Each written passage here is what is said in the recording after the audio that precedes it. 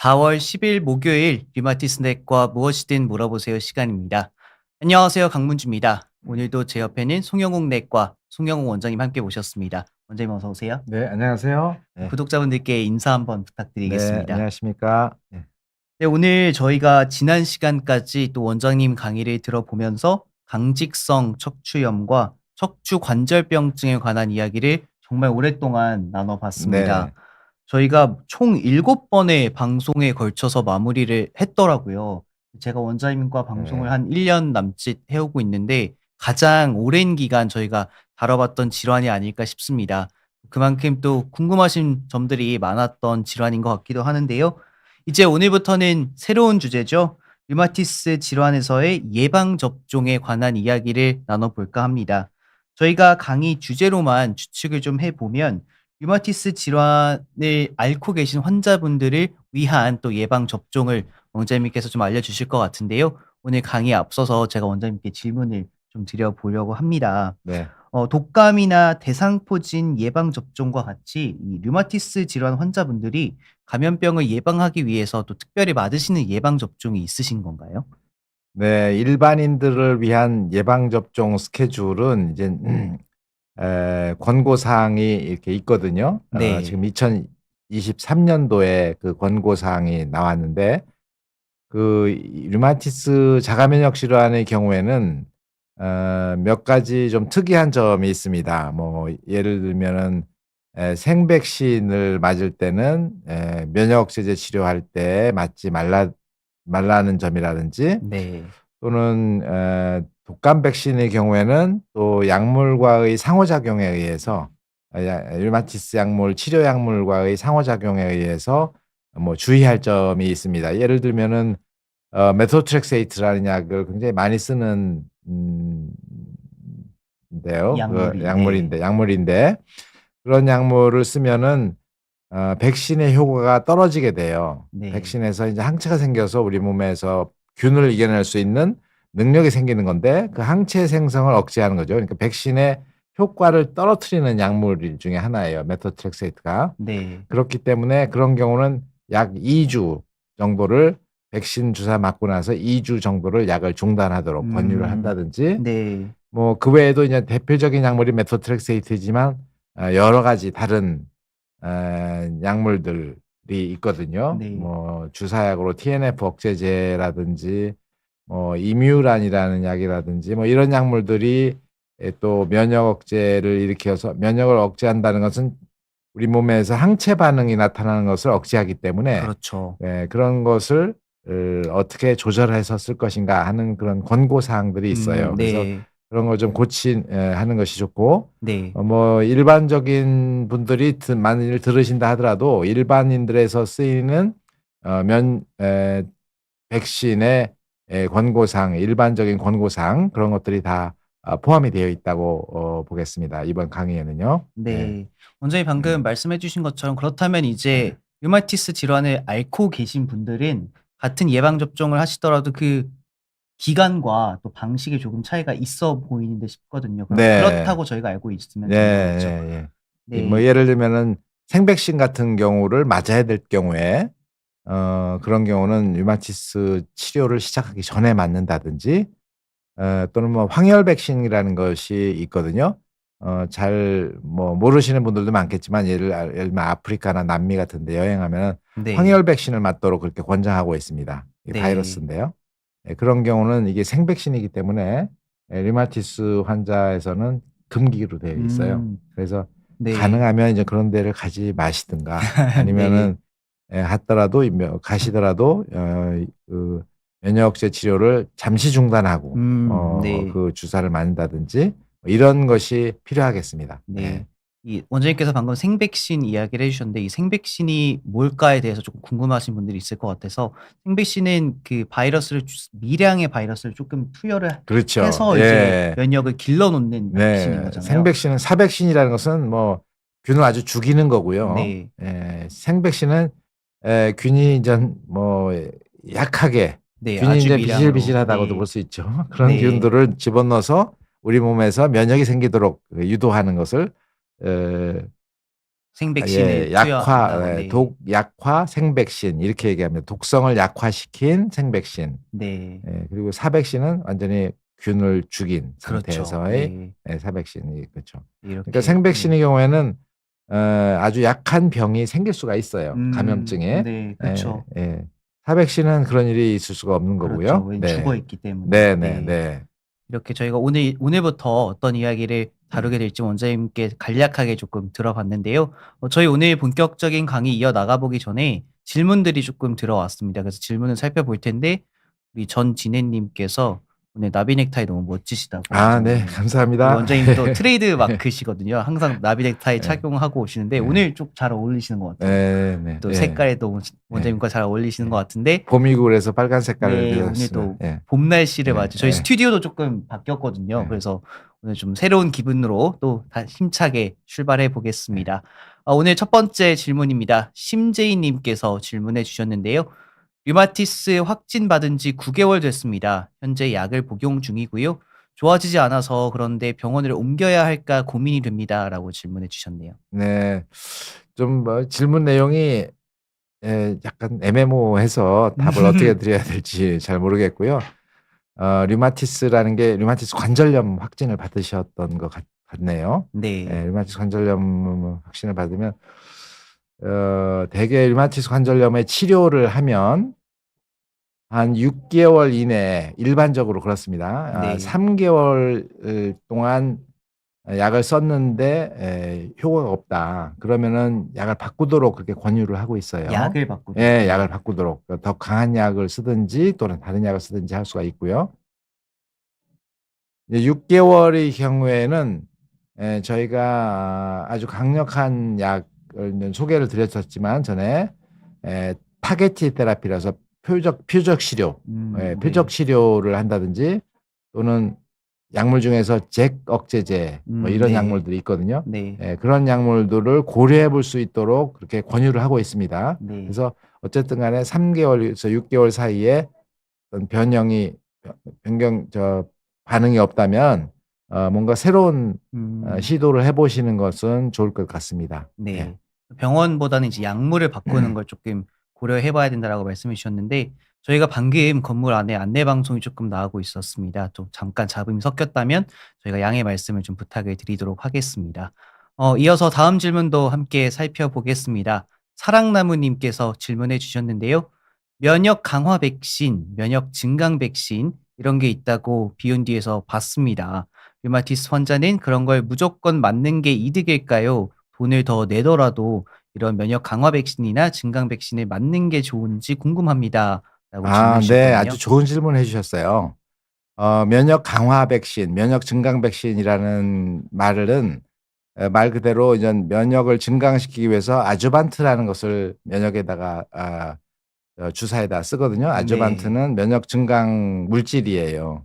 그러면 이 균에 대한 균 단백질에 대한 것을 조금 더 면역 반응을 올리기 위해서 면역 증강제 아주반트를 이렇게 접붙여서 주는 거거든요.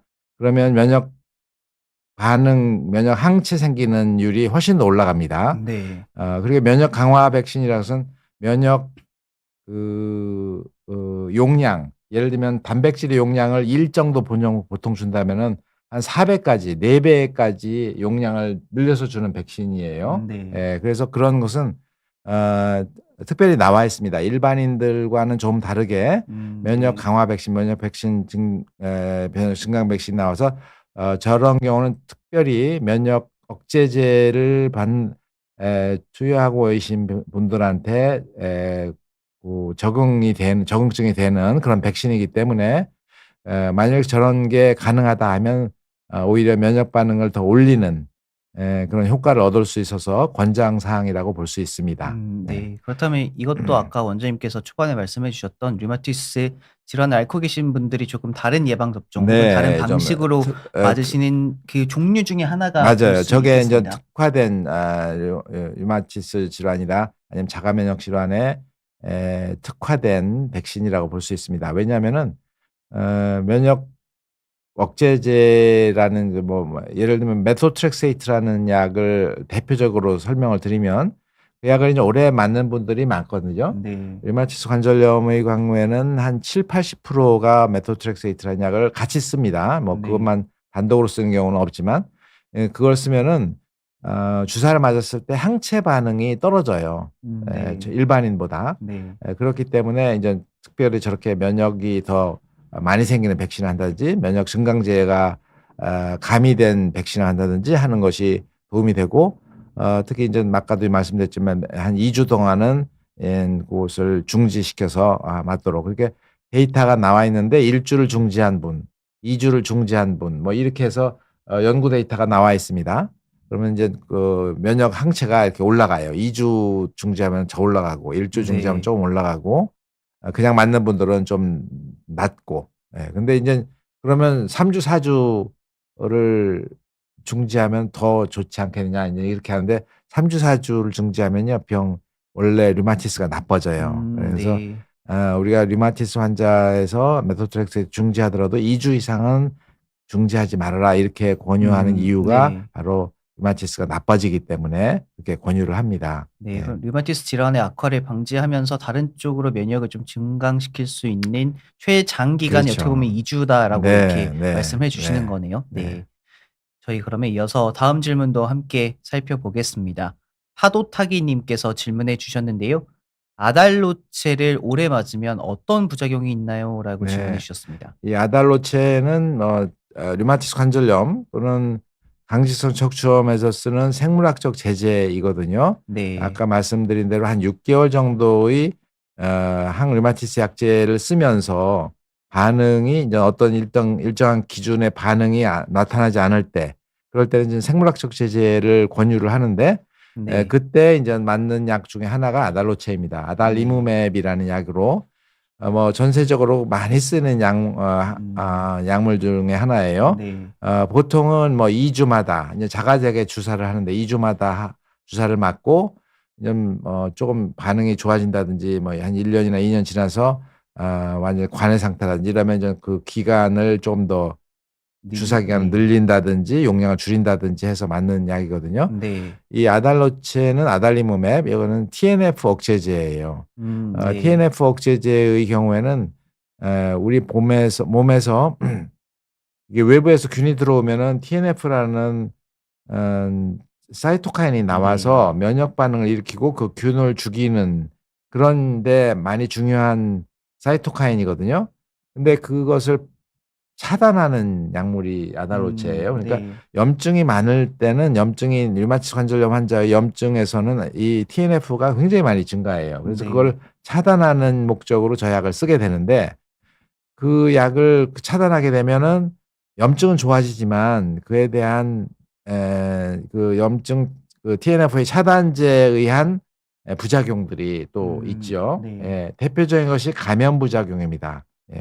감염 부작용은 뭐냐면 이제 폐렴이라든지 또는 결핵 같은 것이 이제 재활성화된다든지 뭐 이런 것이 에 감염 부작용으로 올 수 있고 네. 또 한 가지는 이제 심장이 나쁘신 분들은 대표적인 게 이제 심장이 나쁘면 심장 부전증 같은 게 오거든요. 그렇죠. 네. 심장 부전증이 올 때 이제 TNF가 어떤 작용을 하게 돼요. 근데 TNF를 차단하면 심부전증이 더 악화되는 그런 역할을 하게 됩니다. 그래서 네. 특히 이제 TNF에 의한 심부전증이라든지 감염증이라든지 이런 것은 상당히 많이 생기는 생기는 부작용. 부작용 네. 중에 하나이기 때문에 특히 이제 원인 모르게 열이 난다든지 뭐 네. 이러시면은 반드시 병원을 찾아가 보는 게 좋습니다. 이 아달로체 네. 주사를 맞는 중간에는요. 네. 그리고 이제 결핵 같은 경우에는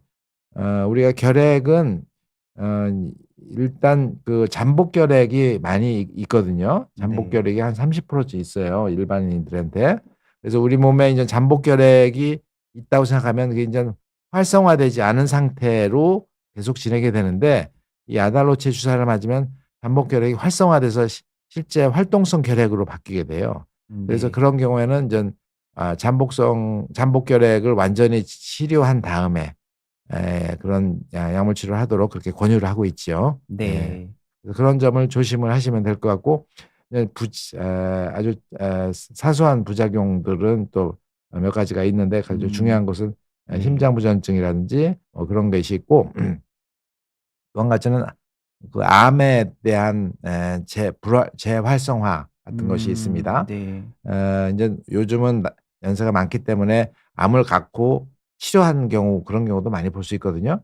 그래서 특히 인전 이 림프종 같은 경우 그런 경우는 많이 생겨요 이게. 네. 그래서 많이 생긴다는 보다도 이 일반인보다도 확률이 높아요. 그렇죠. 림프종 같은 확률이 게. 조금 높다라는 예. 말씀이신 거죠. 예. 네. 그래서 예를 들면 림프종 같은 게 있었다든지 또는 뭐 그 외에도 우리나라에 많은 양의 위암이라든지 대장암이라든지 유방암이라든지 이런 경우가 있기 때문에 인제 그런 경우에는 좀 더 그런 약물의 효과하고 부작용 이런 것을 저울질해서 약을 쓰게 되죠. 네. 예. 네. 원장님께서 항상 말씀해 주시는 거지만 부작용이 없는 약은 사실 많지 않은 정도가 아니라 없다고 봐야 하고 그렇죠. 또 그 네. 부작용을 얼마나 잘 관리를 하느냐의 문제다라고 항상 말씀해 예. 주셨는데 사실 지금 같은 경우도 비슷한 경우일 거라고 생각이 듭니다. 그래서 그 부작용을 얼마나 잘 관리하느냐가 좀 중요한 부분이 될 테고요. 부작용의 종류에 관해서는 심부전증 또 감염증 정도를 이야기해 주셨습니다. 종양이 드물지만 네. 인제 있고요. 예. 이어서 저희 다음 질문도 함께 살펴보겠습니다. 행복한 동행자님께서 질문해 주셨는데요. 맙테라를 세 번째 맞았는데 조금씩 호전이 되는 듯 합니다. 그런데 오른쪽 무릎이 아플 때마다 소론도를 하루에 하나씩 먹고 있는데요. 이 소론도가 부작용이 많다고 들었는데 적당한 용량은 얼마일까요? 저는 67세이고요. 류마티스를 30년째 치료 중입니다. ESR은 103, CRP는 1.58입니다라고 해 주셨습니다. 네. 좀 자세하게 질문을 하셨네요. 네. 류마티스 관절염이 뭐 30 년이면 상당히 장기간 앓으셨던 그렇죠. 분이고 네. 현재 ESR이 103 이라든지 CRP 1.58 이면 염증 수치가 상당히 높은 상태입니다. 네. 그래서 아마도 여러 관절에 아직 그 관절염이 있으신 것 같아요. 그래서 맙테라 세 번째면은 한 6 개월 한 1 년쯤 되신 것 같네요. 네. 첫 번 맞고 6 개월마다 맞는 거거든요. 예. 네. 근데 이제 이 맙테라도 효과가 좋은데 그 관절에 이렇게 통증이 계속 있다 하면은 혹시 인제 그 류마티스 관절염이 아닌 다른 문제에 의한 관절염인지를 살펴볼 네. 필요가 있어요. 예를 들면 무릎 같은 경우는 또 퇴행성 관절염이 같이 있는 경우가 많이 그렇죠. 있거든요. 네. 그래서 퇴행성 관절염의 경우에는 뭐 이 류마티스 관절염 약을 아무리 쓴다 하더라도 좋아질 리가 없고 거기에 대한 대처를 해야 되기 때문에 원인이 과연 류마티스 염증에 의한 통증인지 아니면 퇴행성 관절염에 의한 통증인지를 일단은 구별을 해야 될 것 같고 소론도를 하루 하나씩 먹는다는 것은 5 밀리그램을 아마 드시는 것 같아요. 네. 이것도 이제 장기간 먹을 때는 부작용이 생길 수가 있습니다. 우리가 소론도를 7.5 밀리그램 이하로 되게 쓰게 되는데 이것을 저용량의 스테로이드라고 불러요. 7.5 밀리그램 이하의 경우에는.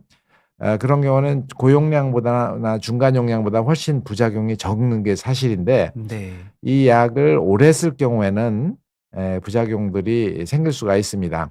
적당한 용량은 7.5 밀리그램 이하이기 때문에 적절하게 쓰시는 것 같은데 예를 들면은 7.5 밀리그램 쓰면은 가능하면 뭐 5 밀리그램 또는 뭐 4 밀리그램, 3 밀리그램 이렇게 줄이려는 노력을 항상 해 보셔야지 우리가 적정 용량을 주면서 가능한 부작용이 적은 소론도를 투여할 수가 있고 네. 근데 이제 대표적인 부작용은 혈당이 올라가고요. 네. 그다음에 혈압이 좀 더 올라갈 수 있습니다. 네. 뭐 그 외에도 굉장히 부작용을 나열하면 많아요. 한 100 가지 정도 되는데 네. 예를 들면 전해질 대사 이상이라든지 또는 피부에 이 줄무늬 같은 게 생긴다든지 얼굴이 붓는다든지 또는 등에 또 이렇게 혹 같은 게 나온다든지 뭐 비만증이 생긴다든지 이런 것이 생길 수가 있어요. 근데 이제 약물 치료할 때는 그런 것을 가능하면 피하기 위해서 쓰는 것이고 또한 이제 소론도보다도 조금 더 약한 스테로이드 같은 것이 있거든요. 데플라자코트라는 약이 있는데 이제 그런 네. 약을 좀 써본다든지 할 수가 있습니다. 그래서 5mg 정도면은 비교적 적은 용량이긴 하지만 이것도 오래 쓸수록 부작용의 빈도가 생길 수 있다. 이런 것을 네. 말씀드릴 수 있습니다. 네. 저희 이어서 다음 질문도 함께 살펴보겠습니다. 전진애님께서 질문해 주셨는데요. 처방전을 가지고 꼭 병원 근처의 약국을 가야 하나요? 아니면 떨어진 약국을 갔는데 약이 없으면 비슷한 성분의 약을 사도 되나요? 라고 질문해 주셨는데 이거 정말 많은 분들이 궁금해하실 것 같아요. 네. 이 병원 근처 약국을 가는 이유 중에 하나는 그 병원에서의 처방이라든지 이런 것을 되게 알기 때문에 준비를 해 놓는 약이 많거든요. 네. 근데 이젠 어 그 거기서 많이 떨어진 약국 뭐 또 집 근처 약국에 가면은 사실 없을 가능성이 많습니다. 예. 그래서 네. 저희 뭐 의원 같은 경우에도 이제 모르시고 그냥 집에 가서 약을 타겠다고 가면은 그 약이 없으니까, 그렇죠. 네. 없으니까 이젠 그 약 찾을 만한 근처 가서 병원 근처 가서 네. "받으세요." 이런 얘기를 많이 들으실 것 그렇죠. 네. 같고요. 맞아요. 인제 관절약은 그렇고 뭐 관절약 중에서 관절약 빼놓고 뭐 예를 들면 혈압이라든지 뭐 당뇨라든지 이런 약물들이 또 있거든요. 위장약이라든지 이런 것들은 거기 이제 합 붙여서 파는 약들인데 네. 그런 약물이 부족해서 간다 그러면은 그것은 근처 약국에서도 대개 다 그런 약들이 있기 때문에 네. 그냥 성분이 비슷하다든지 또는 성분이 같다 하더라도 이제 뭐 약의 회사가 다르다든지 이런 네. 약물을 타도 큰 문제는 없을 거라고 생각을 합니다. 네. 네. 저희 이어서 다음 질문도 함께 살펴보겠습니다. 이영란 님께서 질문해 주셨습니다. 며칠 전에 루푸스를 진단받았습니다. 스테로이드를 처방받아서 먹고 있는데요. 무릎 통증이 너무 심합니다. 스테로이드 약 때문인지 루푸스병 때문인지 궁금합니다. 며칠 만에 이렇게 걷는 게 힘이 없을 수가 있는지 정말 믿기지가 않습니다. 라고 질문해 주셨네요. 지금 말씀하시는 아니 질문하시는 것은 어떻게 보면 아주 흔하게 보이는 거예요. 예. 네. 무릎 통증이 너무 심하다 하면은 아직 그 약물의 효과가 나타나기 전인 것으로 생각하거나 아니면 무릎 네. 통증이 아까 말씀드린 것처럼 다른 원인에 의한 음. 통증이든지 그런 것을 네. 한번쯤 생각을 하셔야 되고 만약 루푸스 관절염에 의한 것이라면은 쪼끔 기다리시면 아마 네. 통증이 좀 가라앉을 수 있을 것 같습니다. 그래서 네. 이 스테로이드를 쓰는 루푸스 환자에서 무릎 통증이 생기면 몇 가지 또 관절염에 에 이외에 또 생각해야 될 것이 있어요. 골괴사라는 것도 제가 올 수가 있거든요. 네. 그래서 특히 루푸스에는 스테로이드 용량이 많기 때문에 아까 그 부작용 중에서 뭐 당뇨라든지 혈압이라든지 이런 것도 있지만 골괴사라는 것도 또 올 수가 있어요. 네. 그래서 "관절이 많이 아프다." 우리가 치료 중에 갑자기 무릎이나 고관절이 아프더라 그러면은 첫 번째로 감별해야 될 것이 골괴사입니다. 그래서 음. 그런 병들이 인제 루푸스에 의한 걸 수도 있고 이제 루푸스에 의한 경우는 다른 활성도 지표들이 많이 올라가거든요. 네. 그러거나 아니면 어떤 피부 발진이라든지 신장염 같은 게 동반되면서 관절염이 오기 때문에 이제 그런 것을 유추할 수는 있고 그런데 이제 걷는 게 힘이 없어졌다는 것은 이제 치료를 받는 중에도 음. 만일 저런 일이 생겼다 그러면은 저는 뭐 '다른 게 좀 합병되지 않았나.' 그런 것을 의심할 수 네. 있게 하는 증상입니다. 네. 왜냐하면은 스테로이드를 많이 쓸 때는 그거 자체로 해서 힘이 빠지는 부작용이 또 있어요. 근력이 네. 약화되는 부작용이. 네. 근데 이제 관절이 아파서 근력이 약화된 건지 또는 그렇죠. 관절은 괜찮은데 근력만 약화된 건지 인제 그런 것은 직접 진찰을 받아 보시고 네. 판단할 수가 있거든요. 그래서 네. 만일 통증이 심하는데 뭐 예를 들면은 1 주일, 2 주일을 먹었는데도 통증이 아주 심하다든지 이러면은 다시 한번 이렇게 네. 진료받으신 데서 한번 그 평가를 받아 보시는 게 좋을 것 같고 네. 뭐 "며칠 안 됐는데 아직 통증이 심하다." 그러면 조금 더 기다려 보실 수가 있고 그랬을 것 같습니다. 네. 네. 이렇게 원장님께서 정리를 해 주셨고요. 이어서 다음 질문도 함께 보겠습니다. 삐뽀삐 님께서 질문해 주셨습니다. 52세 여자입니다.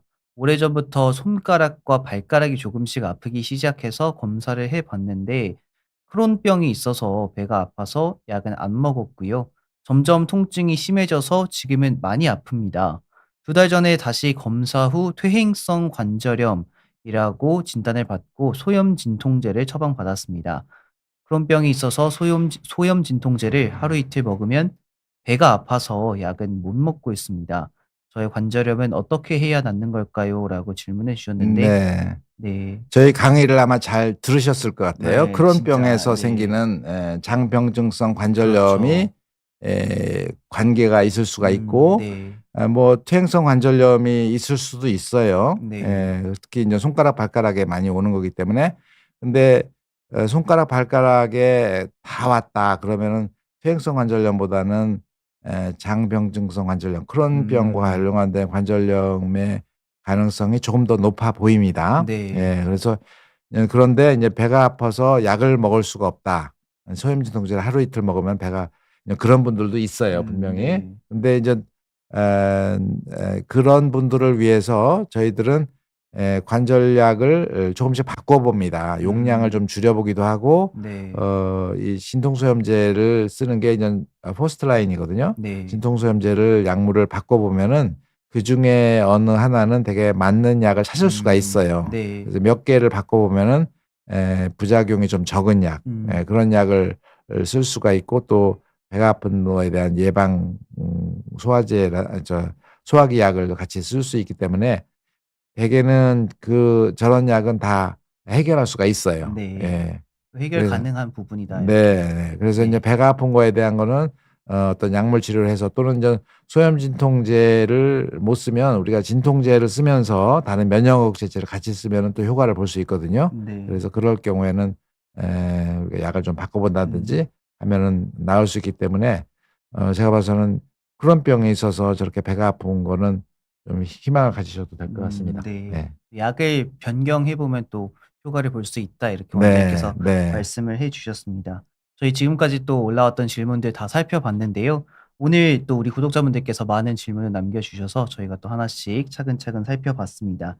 이제는 저희가 원장님 강의를 만나 볼 텐데 오늘 류마티스 질환의 예방 접종에 관한 강의를 하는 날입니다. 근데 원장님께서 지난 시간에 저희 강직성 척추염에 관한 요약을 준비해 주셨는데 그걸 못하고 강의를 끝내셨다고 말씀해 주셔서 저희 그러면 그 요약본부터 강의 출발해 보도록 하겠습니다, 원장님. 네네네. 강직성 쇼크시험에 강의 시간이 한 6-7 시간 됐기 때문에 네, 들으시면은 맞아요. 처음부터 끝까지 좀 이렇게 복잡할 수 그렇죠. 있어서 요약 네. 슬라이드로 한 서너 슬라이드로 요약을 해서 네. 말씀드리고 넘어가려고 합니다. 네. 그래서 강직성 쇼크시험의 경우에 인제 저 말씀드린 바와 같이 건성관절염 그리고 반응성 관절염, 장병증성 관절염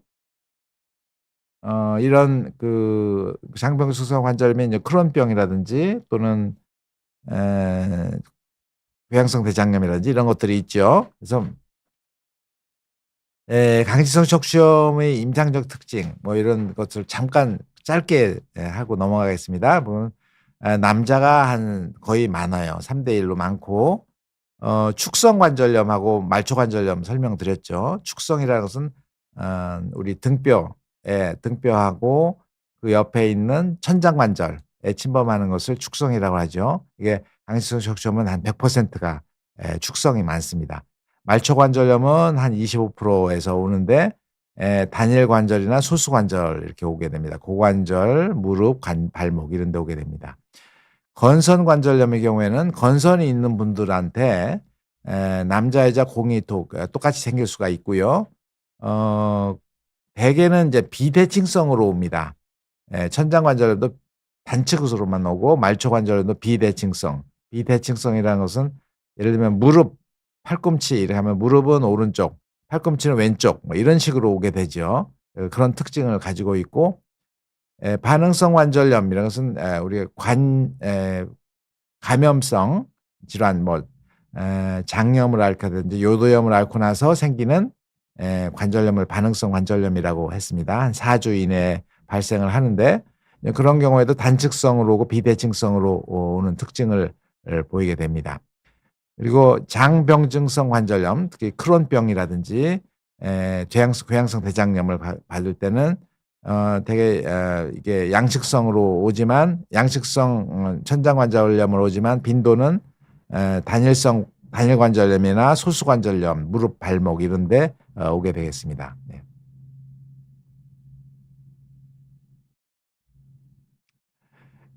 반응성 그 외에도 이제 여러 다른 우리가 그 관절 외 증상이라고 하는데 강직성 척추염의 경우에는 홍채염이 자주 와요. 한 30%에서 말씀드렸지만 홍채염으로 왔다가 강직성 척추염을 발견하게 되는 사례도 종종 있습니다.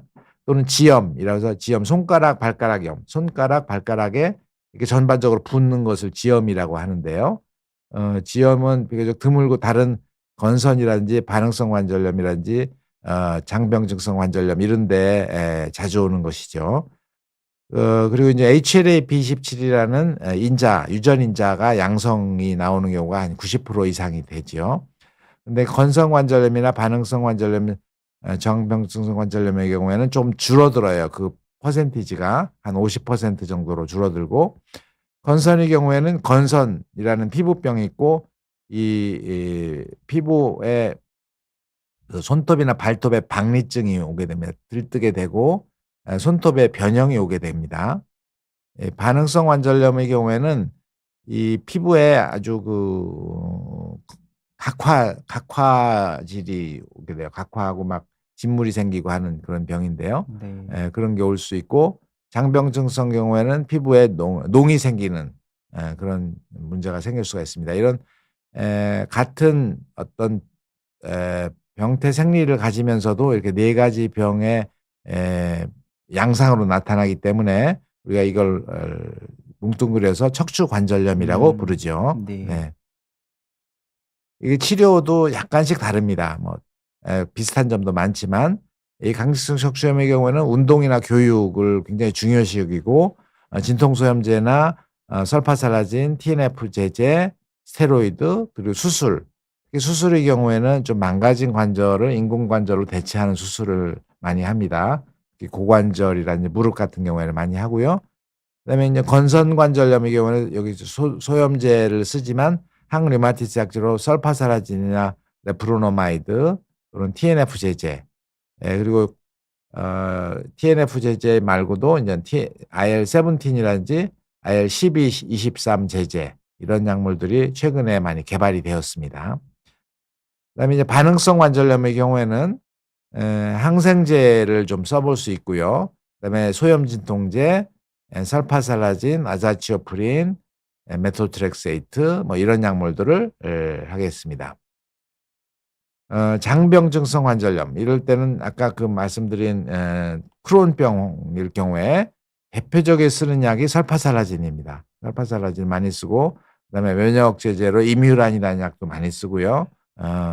스테로이드도 필요하면 쓰고 TNF 억제제 같은 것을 쓸 수 있습니다. 이렇게 관절염의 척추 관절염의 치료가 각 질병에 따라서 조금씩 다를 수가 있습니다. 네. 그래서 이제 척추 관절염에 그러면 어떤 때 척추 관절염이라 부르는가 이것을 이제 요약해서 보여드리면은 척추 관절염이 축성이 있고 말초성이 있어요. 축성이라는 것은 말 그대로 척추에만 생기는, 척추에 주로 생기는 병이에요. 그러면 우리가 45세 이전이고 통증, 등의 통증이 3개월 이상이 있다. 그러면은 이제 이런 검사들을 해서 척추관절염 축성을 진단을 하게 되거든요. 근데 이제 엑스레이를 찍어서 천장관절염이 있고 또는 B17이 양성이고 할 때 이런 척추관절염의 특징이 1개에서 2개 이상이면은 우리가 진단을 하게 되는데, 예를 들면 염증성 등 통증, 염증성 등 통증이라는 것은 쉬면 이제 더 통증이 온다는 그런 얘기예요. 네. 그리고 이제 관절염이 있고 발뒤꿈치 같은데 이제 아킬레스 힘줄염 같은 게 온다든지, 또는 아까 지염, 손가락 발가락염이라든지 포도막염, 건선 이런 것들이 있으면은 우리가 척추관절염의 특징이라고 볼 수가 있습니다. 말초 척추관절병증이라는 말이 있는데요. 이걸 인제 설명을 하면은 잘 못 알아듣는 분들이 있어요. "말초에만 왔는데 왜 척추관절염이라고 그래요?" 하고선 네. 얘기하는 분들이 있어요. 근데 말초 척추관절병증은 말초의 증상이 나타나서 그렇지 척추에도 변화가 와 있어요.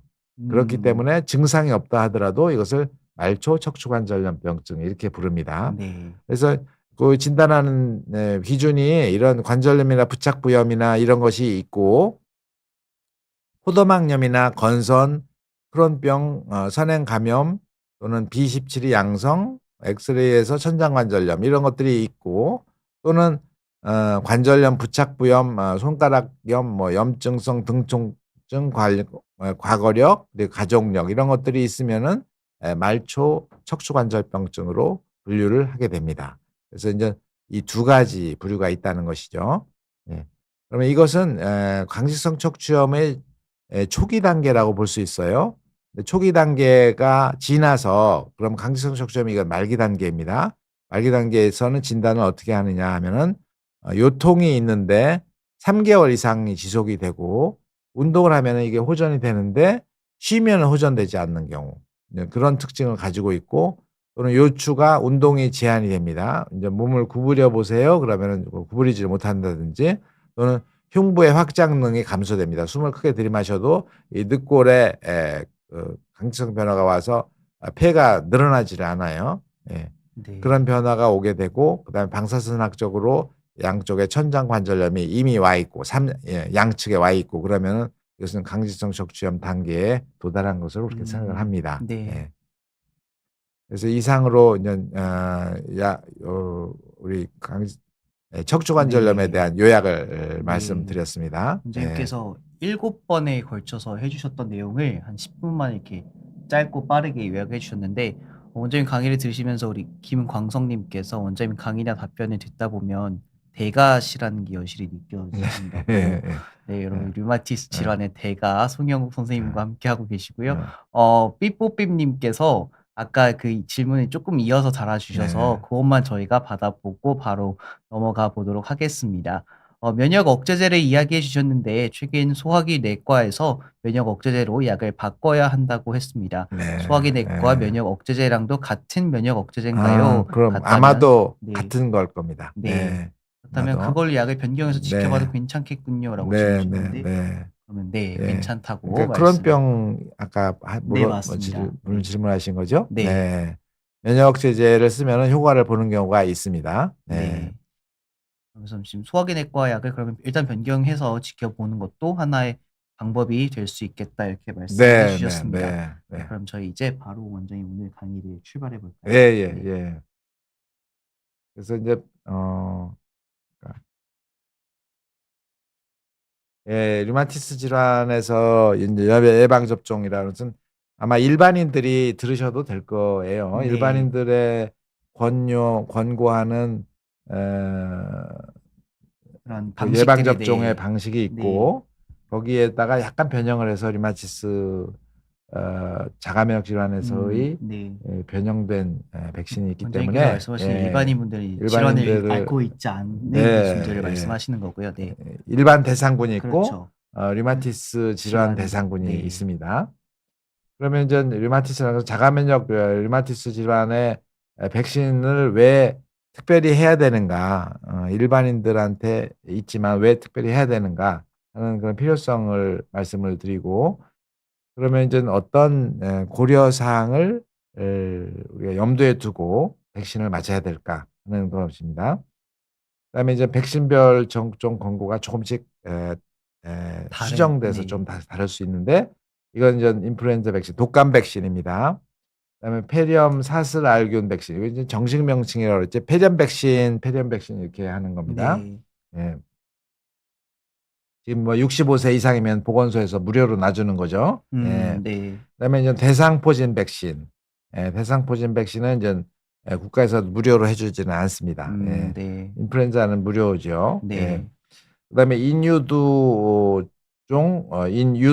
바이러스 백신. 이건 이제 젊은 여성들한테 자궁암 예방 백신이라고 알려져 있는 그런 백신이죠. 네. 예.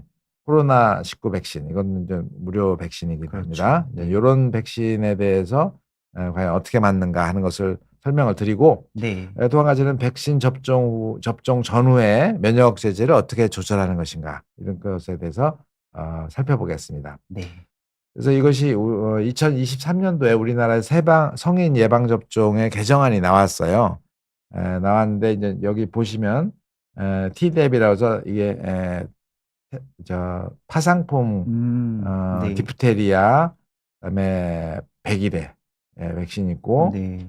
그다음에 수막구균 이게 수막구균 백신이라는 게 있고요. 그다음에 네. 폐렴 백신이 있고 그다음에 공수병 백신 그다음에 인유두종 바이러스 백신 코비드 백신 이런 것들이 있습니다. 네. 근데 이제 용어를 좀 잠깐 설명드리고 넘어가면은 네. 이게 아까 생백신이라고 해서 독을 약하게 했다 하는 네. 약독화 그쵸. 생백신이죠. 그다음에 완전히 균을 죽인 불활성화시킨 사백신 네. 이 두 가지가 있습니다. 그래서 생백신에는 우리가 잘 알고 있죠. 어릴 때부터 맞는 MMR 백신, 네. 그다음에 황열 백신, 네. 그다음에 대상포진 백신, 그다음에 좀 더 드물지만은 로타 바이러스라든지 수두 백신이라든지 또는 독감 백신, 네. 그리고 장티푸스 백신 이런 것들이 생백신입니다. 네. 그래서 이런 생백신은요. 이게 왜 이걸로 넘어가죠? 예, 생백신은 어 병이 약하게 생길 수가 있어요. 그렇죠. 예. 사백신은 그렇지 않습니다. 균이 이것은 이제 독감 백신, 음. 계절적으로 맞는 독감 백신, 네. 그다음에 테타누스 이게 파상풍 백신, 네. 음, 그다음에 폐렴 백신, 그다음에 A형, B형 간염 백신, 네. 그다음에 인유두종 백신, 그다음에 조스터 백신. 이제 음. 조스터 백신은 그동안 한 10몇 년 동안 조스타박스라는 백신이 이제 생백신으로 거의 유일했었는데 네. 제조합 백신으로 사백신이죠. 그 음. 싱그릭스라는 약이 최근에 나왔습니다. 네. 예. 그리고 메닌고 수막구균 백신 네. 뭐 이런 것들이 있습니다. 자꾸 넘어가네요. 그런데 이제 면역 제제라는 것이 모든 약이 다 면역 제제는 아니에요. 네. 실제로 뭐 대부분이 그렇지만은 뭐 메토트렉세이트, 레프로노마이드, 아자치오프린, 마이코페놀레이트 이것이 많이 쓰는 면역 제제거든요. 네. 또는 뭐 TNF 억제제라든지 다른 아바타셉트라든지 뭐 여기에 나오는 아까 아달로체라든지 이런 약도 다 면역 제제에 들어가긴 하지만 주의하실 거는 이제 우리가 하이드록시클로르퀸이라는 말라리아제라든지 살라조피린 이런 것은 해당이 안 됩니다. 그래서 면역 제제 치료하는데 거의 영향을 주지 않는다. 보시면 되겠어요. 그래서 네. 요런 약만 먹고 계시는 분은 일반인하고 권고 사항이 똑같습니다. 예. 네. 예. 질문이 몇 개 들어왔는데. 네. 저희 예. 그러면 질문을 한번 예. 받아보겠습니다. 이혜경 님께서 질문해 주셨는데요. 원장님, 혈관염으로 소염 진통제 처방을 받아서 먹고 있습니다. 혈변을 너무 많이 봐서 소장은 나아가는 것 같은데요. 혈관염이 다시 올라온다고 합니다. 어떻게 하면 될까요? 대학병원급 류마티스 내과로 가볼까요? 베체트는 양성으로 나왔습니다. 소염제를 쓰면 또 혈변을 볼 건데 엔세이드 소염제로 혈변을 본 것 같다는 의사 선생님의 소견이 있었습니다.라고 질문해 네. 주셨거든요. 그 혈관염이란 전신성 혈관염 같아요, 지금. 네. 근데 베체트에 의한 혈관염이 있고 그 외에 다른 혈관염이 또 있어요. 그래서 네. 그 진단이 어떻게 되느냐에 따라서 치료가 조금 다를 수가 있습니다. 네.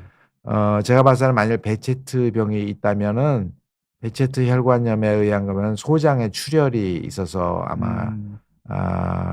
혈변을 본 것 네. 같습니다. 그래서 저런 경우에는 비교적 중한 병 아이고 상태일 네. 수 있어요. 네.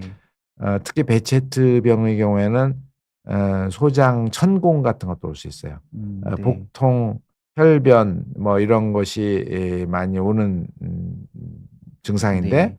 거기에다가 천공 같은 것도 올 수 있기 때문에 네. 대개는 스테로이드를 씁니다. 그래서 스테로이드를 쓰고 또 한 가지 가능성은 엔세이드 소염제로 위장 출혈이 오는 경우가 또 있거든요.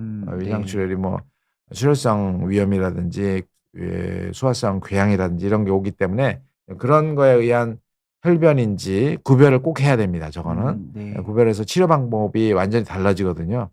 그래서 그런 약물의 부작용으로 생기는 위염이나 위궤양으로 인한 혈변이라면은 궤양 약제를 쓰면은 좋아질 수가 있고, 네. 만약 그렇지 않고 혈관염, 염증에 있어서 우리 장에도 혈관이 많이 있거든요. 그러면 네.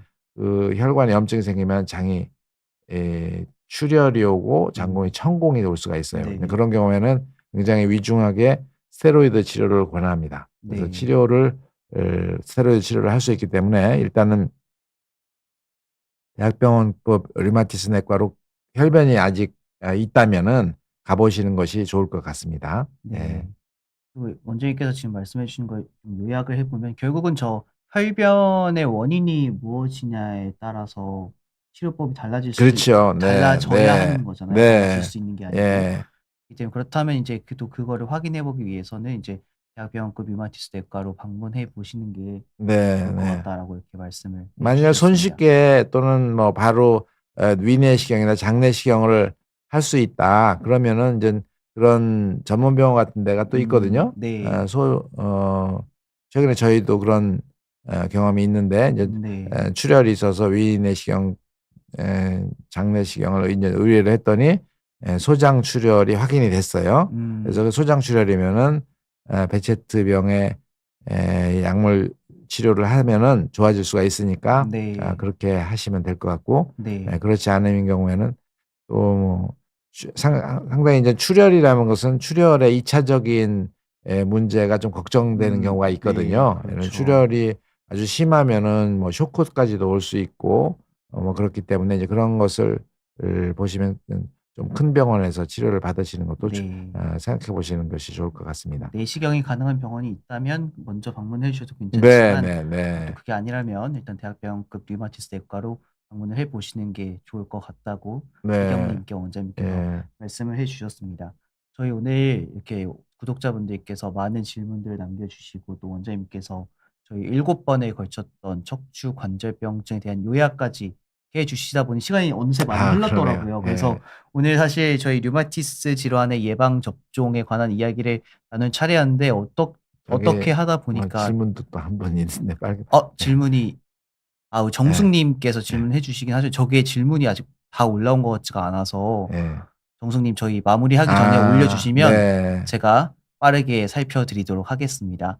네, 그래서 이제 저희가 오늘 딱 맛보기로도 원장님께서 그 어떤 예방 접종에 관한 이야기를 해 주실지까지만 알아볼 수밖에 네 없게 네 됐어요. 네. 그래서 저희가 다음 시간부터 다음 주에는 다음 달이죠. 다음 달부터는 이 이야기를 좀 본격적으로 해 보면서 예. 또 일반 분들과 또 류마티스 질환을 앓고 계시는 분들은 어떻게 다른 방식을 통해서 예방 접종을 하셔야 하고 또 그런 백신 같은 음. 것들을 맞으셔야 하는지를 살펴보는 시간을 그 가져보도록 질문이 좀 하겠습니다. 바뀌었네요, 이혜경 님이. 어 예. 혜경 님 예. 저 같은 예. 질문으로 저희가 했습니다. 그래요? 네네. 저 예. 질문을 이제 날 소장이 나아가는 것 같다고 그랬네요. 예. 네 소장 나아가는 것 같다고 예. 말씀해 주셨어요. 혈관염이 아마 다시 올라온다면 음 피부로 올라왔는지 뭐 그런 것을 생각할 수 있는데요. 예. 네. 자세하게 말씀 안 하셔서 잘 모르겠습니다. 네. 예. 일단은 원장님께서 방금 말씀해 주신 대로 한번 해 보시고 또 다른 특이사항이 생긴다면 저희 다음번에 또 질문해 주시면 함께 살펴보도록 하겠습니다. 네. 저희 지금까지 또 송혜경 원장님 모시고 다양한 이야기 나눠 봤는데요. 오늘 또 긴 시간 함께 해 주신 원장님께 너무 감사드리고요. 네. 또 오늘 저희와 함께 해 주신 구독자분들께도 다시 한번 감사 인사 전해 드리면서 저희는 다음 달에 다시 찾아뵙도록 하겠습니다. 긴 시간 함께 해 주셔서 고맙습니다. 네. 감사합니다.